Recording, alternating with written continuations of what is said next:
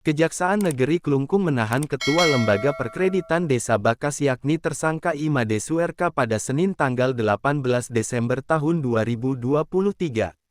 Penahanan tersangka dilakukan setelah penyidik tindak pidana khusus menyerahkan tersangka dan barang bukti kepada penuntut umum tindak pidana khusus.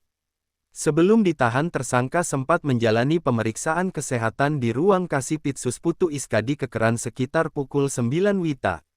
Setelah menjalani pemeriksaan sekitar 3 jam, tersangka kemudian digiring ke mobil tahanan untuk dibawa ke rumah tahanan kelas IIB Klungkung.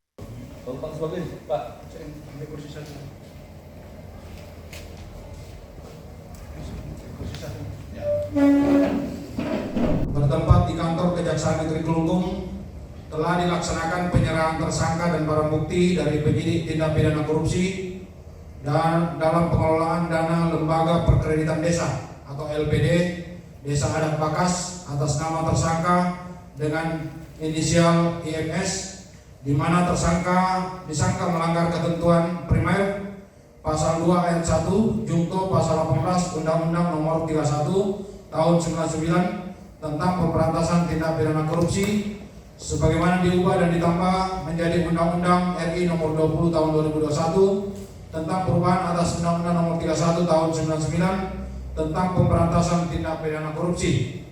Jungto pasal 64 ayat 1 KUHP subsidiar pasal 3 Jungto pasal 18 Undang-Undang Nomor 31 tahun 99 tentang pemberantasan tindak pidana korupsi sebagaimana diubah dan ditambah menjadi Undang-Undang RI Nomor 20 tahun 2001 tentang perubahan atas Undang-Undang Nomor 31 tahun 99 tentang pemberantasan tindak pidana korupsi. Jungto pasal 64 ayat 1 KUHP.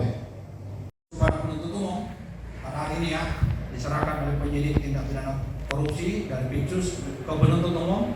Penuntut umumnya ada Pak Putu Nuryanto dan Pak Kasinda sendiri Trianta. Tersangka dilakukan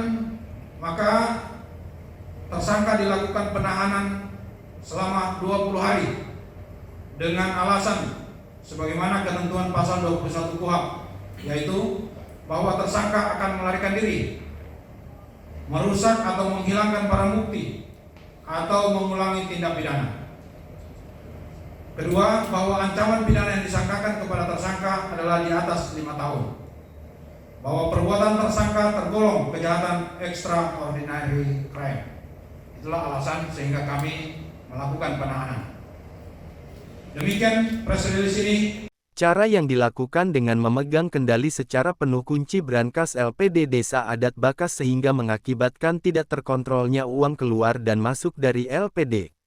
Lebih lanjut dikatakan, tersangka juga mengelola keuangan LPD dengan cara melakukan pencatatan pada buku kas, menginput data debitur kredit, nasabah tabungan serta deposito pada komputer LPD Desa Adat Bakas.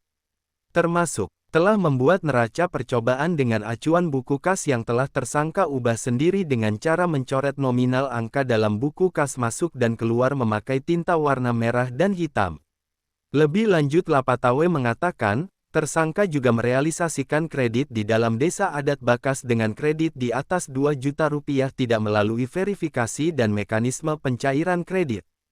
Tersangka juga menggunakan nama orang lain untuk merealisasi kredit milik tersangka tanpa izin dari orang yang digunakan namanya dalam kredit tersebut atau kredit fiktif.